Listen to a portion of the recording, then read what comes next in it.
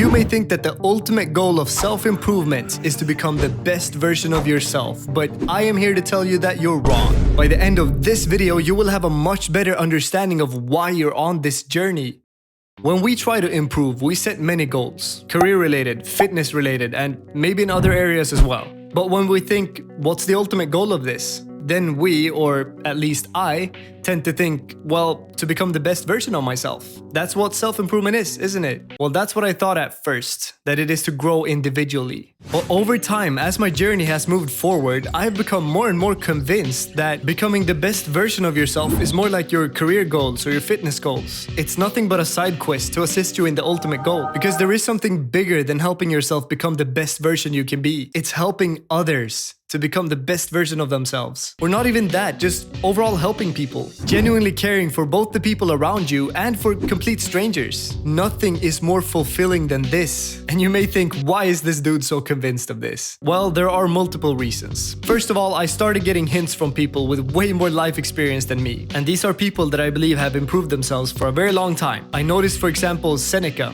and Ryan Holiday and Jordan Peterson. They all said things about this. And I kept noticing that it was a recurring trend among people that have advanced further than myself. They kept arriving at this conclusion, and it seems like it's mostly the people that are new to self-improvement, that are younger and more naive, that think it's all about themselves. And honestly, maybe that's what it has to be. Maybe that's exactly the way your journey has to go in order for you to eventually arrive at the conclusion that you've been a fool. That it's not all about you, that it's about helping others. Kind of like how you can't love someone unless you love yourself. You can't clean up the world without cleaning your room first. And you can't fix another person's problems when you're still dealing with the same unresolved ones yourself. So I remember when I first started hearing about this, when I first heard that the best thing you can do in life is probably to help others. For example, when I heard Jordan Peterson mention something about this, I thought, well, sure, that's nice. It's always good to help people.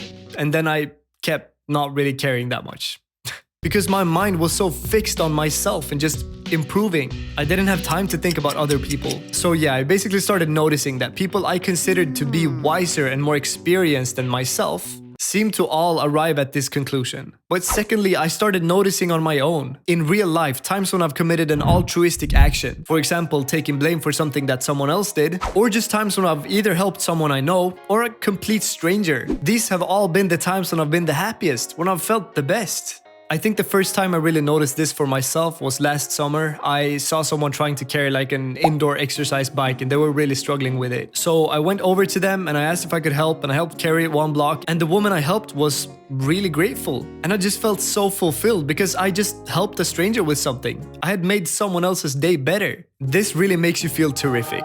And the thing that has probably made me realize this more than anything else is the coaching calls I've had with you guys. Someone telling me that I've truly made a difference for them and I've helped them on their journey. It's not nothing. It's a very beautiful thing and it feels huge to me. And I think it would be to anyone, including you, whether you've realized that or not. Ryan Holiday put it beautifully in Courage is Calling. Our duty was never just to be the best ourselves, but to help others realize their best. Don't just work towards your own goals, and don't just help other people work towards your goals. Help others realize what goals they want to work towards and hold their hand along the way.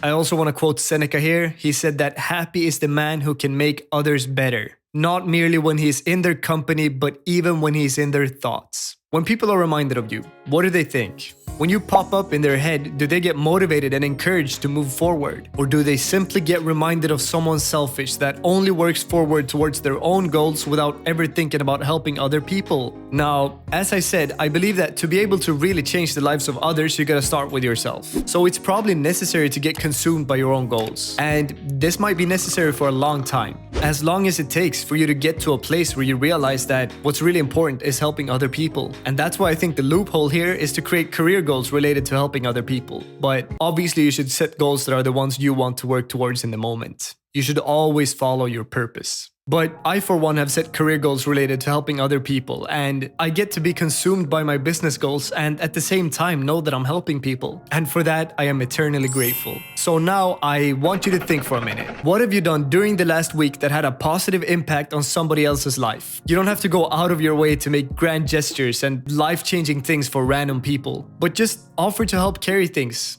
pick up what somebody dropped on the ground, and always run over to the person on the ground that seems to be injured. Just these things that used to be common sense but aren't anymore because now we're so isolated and we're in our own zones. We just walk around with our headphones on and we're so afraid of interacting with strangers that we don't even do it in order to help them. Don't be like this. Your basic mindset should always be that you should help people, be of service. This is basic entrepreneurship, by the way, if that's the path you're on. How are you going to be an entrepreneur that solves the needs of others when you can't even solve the most obvious needs of a friend or a stranger that's struggling with something right in front of you? Become reliable. Become a helper.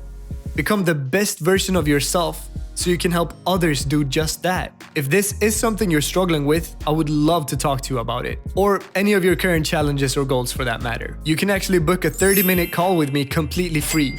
I offer it to anyone that wishes to improve themselves. I will help you find what the next step on your journey is, and I will take you through my 5-step process for long-term improvement. So click that top link in the description. It takes you to a short form that you can fill out, and after you've done that, I'll contact you soon. I truly hope I'll talk to you soon. I would love to help you out. And until then, brother, earn your sleep. And by the way, subscribe to my channel. It really helps me out. Please and thank you.